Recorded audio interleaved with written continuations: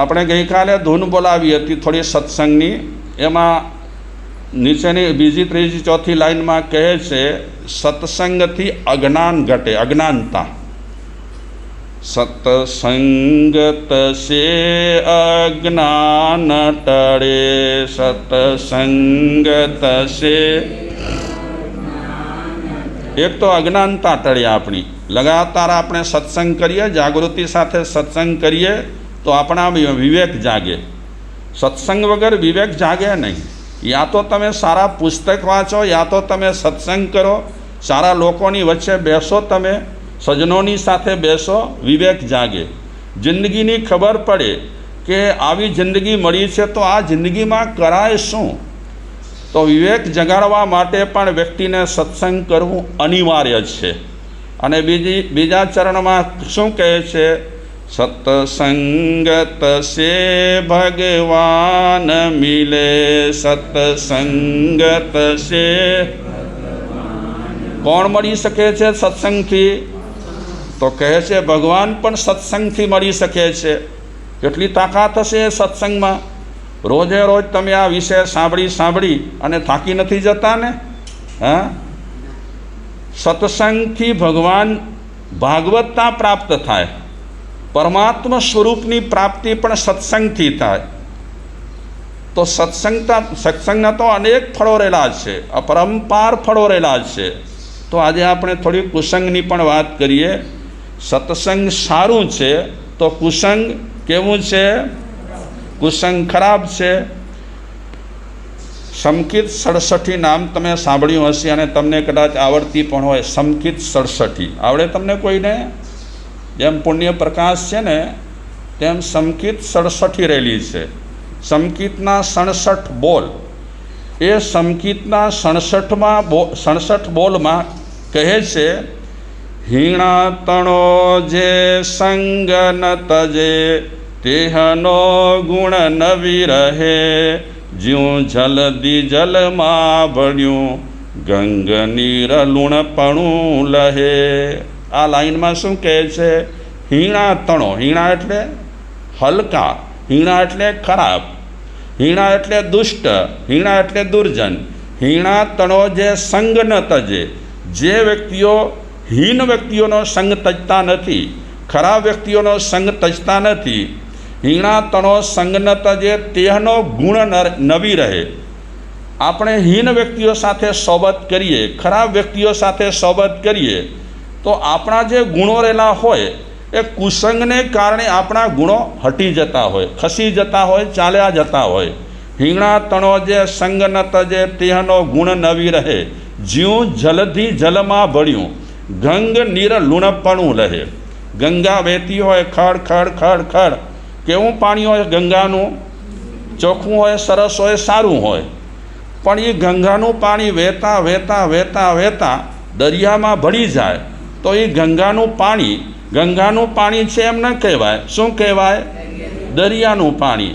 અને પછી ગંગાનું પાણી જેવું હોય તેવું ગંગા દરિયામાં ભળે એટલે એનું એ પણું રહે નહીં, નીર લુણપણું લહે. દરિયાના ગુણધર્મ બધા ગંગાના પાણીમાં આવી જાય. તો કુસંગની પણ આવી જ હકીકત રહેલી છે કે માણસ સારો હોય, ગંગા જેવો હોય, પવિત્ર હોય, પણ ધીરે ધીરે ધીરે એવા ખરાબ વ્યક્તિઓની સોબતે ચડે તો ખરાબ વ્યક્તિઓની સોબતે ચડતા ચડતા ચડતા એની હાલત બગાડી નાખે. જે સારો માણસ કહેવાય એ સારો માણસ પણ કુસંગને કારણે કેવો થઈ જતો હોય છે? ખરાબ થઈ જતો હોય છે. कुसंगति अच्छे चरित्र को बिगाड़ देती है. कुसंगति अच्छे चरित्र को बिगाड़ देती હોય. આપણે ગમે તેવા સારા હોઈએ પણ કુસંગ કરીએ એટલે કુસંગને કારણે આપણું આખું ચરિત્ર બગડી જતું હોય છે, હાલત આપણી આખી બદલાઈ જતી હોય છે. એટલે મહાપુરુષો કહે છે કે કુસંગ છોડો, કુસંગ ખરાબ છે, સુસંગ બહુ સુંદર છે. આજના સમયમાં કે પહેલાંના સમયમાં કુસંગ માટે આપણા ઋષિ મુનિઓએ ચેતવણી આપી છે, ખૂબ સાવધાન કર્યા છે માણસને કે તમે ચેતજો, જો કુસંગના છંદે ચડશો તો તમારી જિંદગી બગડી જશે. ભાગવતમાં એક કથા આવે છે, અજામિલની કથા આવે છે.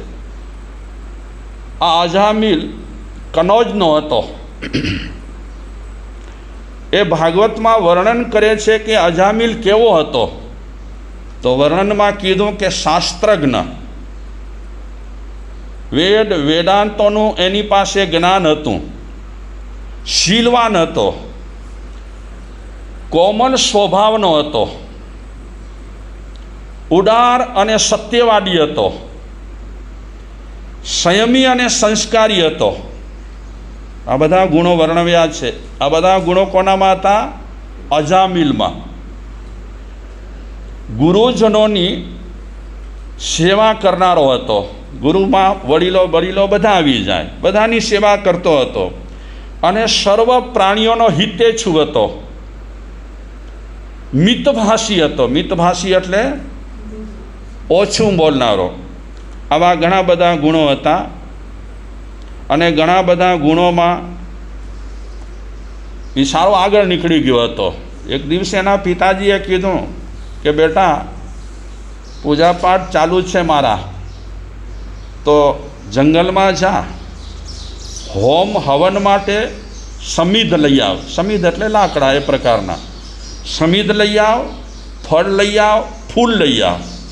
પિતાજીનો આદેશ થયો એટલે વડીલોને એ આદર આપતો હતો, વડીલોનો સત્કાર કરતો હતો.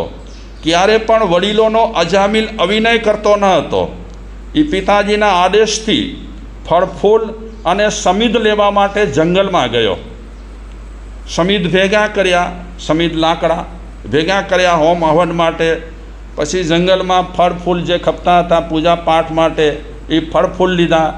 આ બધું લઈ કરી અને અજામિલ પોતાના ઘર તરફ રવાનો થયો.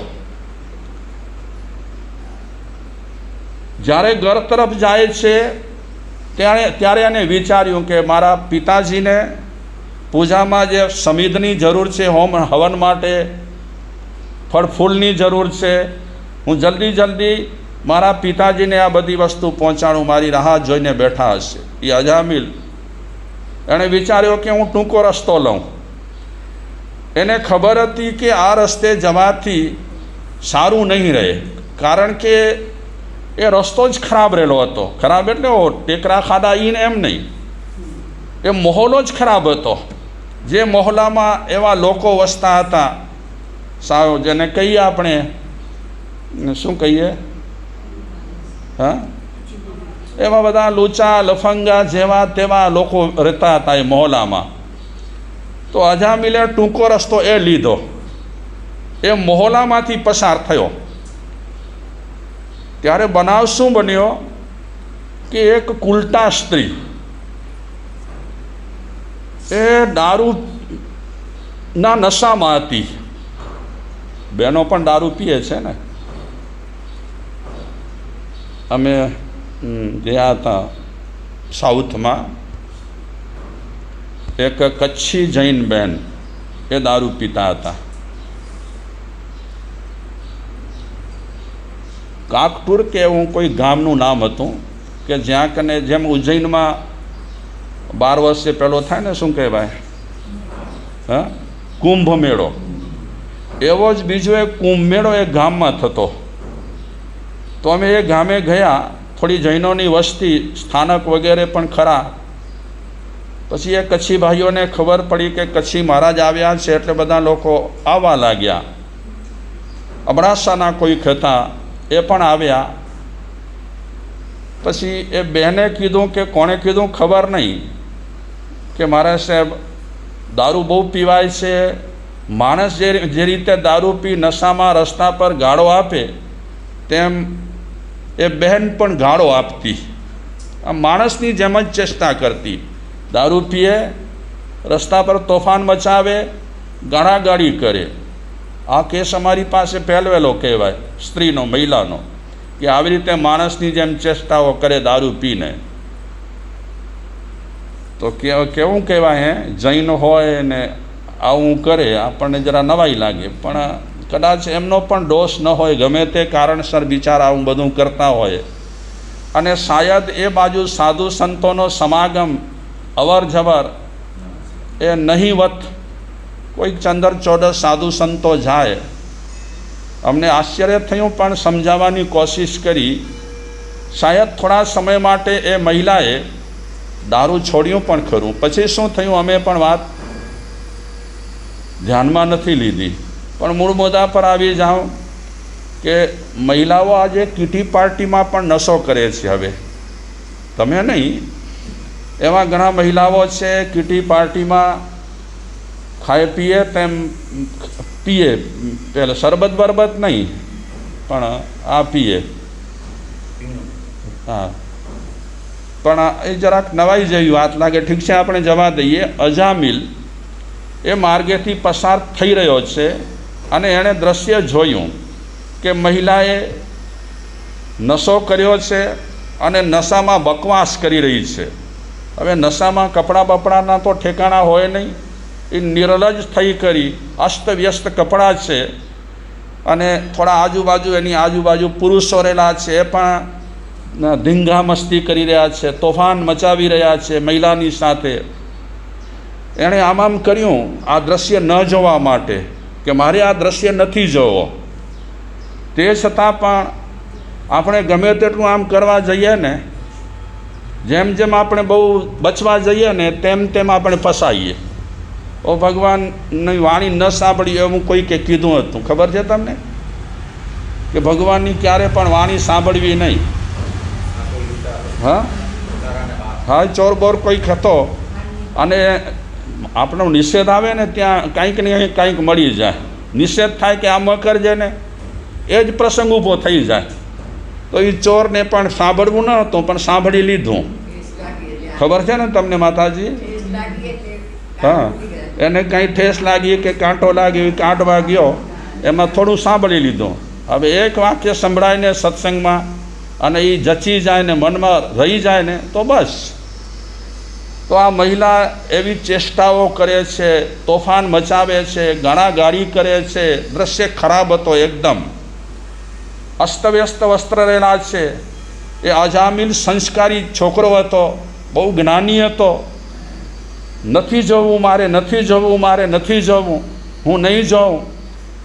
આવું મનને સમજાવે છે, આંખોને પણ ઠેકાણે લાવે છે, પણ એક ક્ષણ માટે એ દ્રશ્ય જોવાઈ ગયો. એમાં કેવા તોફાન મચ્યા તમે સાંભળો આ પ્રસંગ ભાગવતનો.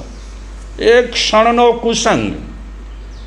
શાસ્ત્રોમાં એમ કહે છે એક ક્ષણનો સત્સંગ છે એ માણસને ભવ પાર કરાવી દે. કેટલા સમયનો? એક ક્ષણનો સત્સંગ. અત્યારે તો આપણે જે કરીએ છીએ ને એ ખરેખર હજી સત્સંગ નથી. ખરેખર તો સત્સંગ એકાએક ક્યારેક આવી જતો હોય છે. અત્યારે આપણી પાસે થોડી ઔપચારિકતા પણ રહેલી છે. સત્સંગમાં તો ક્યારેક ઝલક મળી જાય, અને ઝલક મળે એટલે માણસને એક લાઈન કાફી છે. ઓ રવિન્દ્રનાથ ટાગોરની કાંઈક વાત આવે છે. છોકરી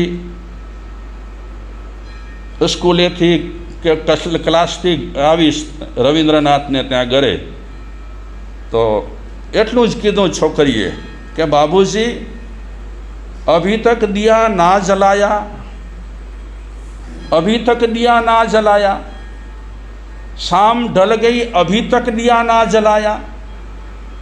હવે આ વાક્ય આમ તો વ્યવહારિક હતો. છોકરી એમ કહેતી હતી કે સંધ્યા ઢળી ગઈ છે, હજી તમે કેમ દીવો પ્રગટાવ્યો નથી, ઘરમાં અંધારું રાખ્યું છે.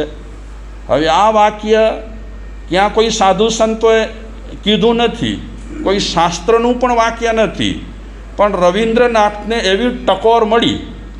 એણે એ વ્યવહારિક વાક્યને ધાર્મિક દૃષ્ટિએ મૂલવી નાખ્યું અને વિચાર્યું શું કે મારા જીવનની સંધ્યા ઢળી ગઈ છે, હજી સુધી મેં દીવડો પ્રગટાવ્યો નથી.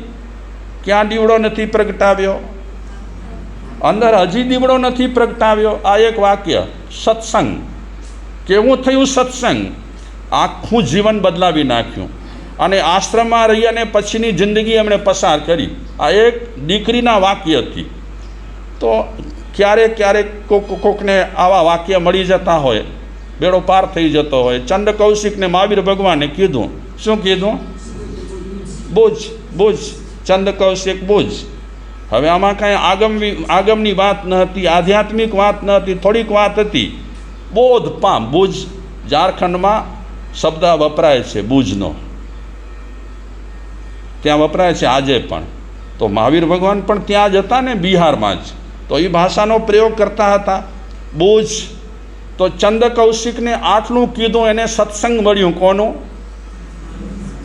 જો માણસ તૈયાર હોય ને તો જાનવરને પણ સંગ મળી જાય તો તરી જાય. અને આપણો તૈયાર ન હોય ને, બર્નર તૈયાર ન હોય તો ગમે તેટલા પંપ મારી અને પીનો ભરાવીએ ને, કાંઈ ન થાય. પીનો તૂટી જાય પણ માણસનો ગેસ, માણસનો ચૂલો, માણસનો પ્રાઇમર સળગે નહીં. તો ચંદ કૌશિક તરી ગયો. કોણ હતો એ? તિર્યંશ હતો ને. સંગ મળી ગયો. અને કોનો સંગ મળ્યો? મહાવીર ભગવાનનો સંગ મળ્યો તો તરી ગયો. તો અજામિલ નીકળી તો ગયો, બચીને નીકળી ગયો, પણ એક ક્ષણ એણે દ્રશ્ય જોઈ લીધું. ઘરે ગયો, તોફાન મચ્યો મનમાં. એ સ્ત્રી અને એ સ્ત્રીની જે ચેષ્ટાઓ જોઈ હતી, એ ચેષ્ટાઓ એના મનમાં રમવા લાગી. બચવાની ખૂબ કોશિશ કરી, પણ હવે ઘડીએ ઘડીએ પેલી સ્ત્રી દેખાવા લાગી, ઘડીએ ઘડીએ દેખાવા લાગી. અને દેખાય તો ભલે, હવે એનું મન ખેંચાવા લાગ્યું એ સ્ત્રી તરફ. જે શાસ્ત્રવેતા છે, જે પરોપકારી છે, જે જ્ઞાની છે, જે સમજદાર છે, વિવેકી છે, સંયમી છે, જોઈ લો એક ક્ષણનો કુસંગ. ક્ષણ પણ ન કહેવાય, બહુ સામાન્ય રીતે એણે એક દ્રશ્ય જોયું છે, આ કુસંગ કહેવાય. શું થયું અજામિલનું? એ અજામિલ એ સ્ત્રીને પામવા માટે નક્કી કર્યું. સ્ત્રીને પામવા, એ સ્ત્રીને, પોતે પરણેલો હતો અને એની સ્ત્રી સતી સ્ત્રી જેવી હતી. ગયો એ સ્ત્રી પાસે, ઘણા પૈસા લઈને ગયો, કારણ કે આ તો બધી કુલટાવ સ્ત્રીઓ હતી. એને પૈસા મળે તો ઘણા પૈસા આપી દીધા. અને પછી ધીરે ધીરે ફંડામાં ફસાતો ગયો. એ અજામિલ એણે વ્રત છોડ્યા, નિયમ છોડ્યા, સાધના છોડી, વિવેક છોડ્યો, સંયમ છોડ્યો, બધું છોડતો ગયો. ધીરે ધીરે મા બાપને છોડ્યા, ધીરે ધીરે સન્નારી એની જે હતી પત્ની, એને છોડી. રોજ એક ઉલટા સ્ત્રી પાસે આવી અને અઢળક નાણું આપવા લાગ્યો. એના વડીલોની જે કમાણી હતી, એ કમાણી પણ અજામિલ એને આપવા લાગ્યો. અરે એટલે સુધી નહીં, પછી એ ઉલટા સ્ત્રીની બાજુમાં એણે ઘર ખરીદ્યો. મા બાપને છોડ્યા, પત્નીને છોડી, બધી વસ્તુને છોડી દીધી અને બાજુમાં ઘર વસાવ્યો. હવે એને ધર્મ સાથે કાંઈ લેવા દેવા નથી. હવે એને વ્રત સાથે, નિયમ સાથે, સંયમ સાથે કાંઈ લેવા દેવા નથી. હવે રાત અને દિવસ પેલી સ્ત્રી સાથે રહેવા લાગ્યો. રાત દિવસ રહે છે. આ શેનું પરિણામ? કુસંગનું. પટકાયો. ધન ધૂળધાણી થયું, પાયમાલ થઈ ગયો બધી રીતે, પણ સંગ ન છોડ્યો.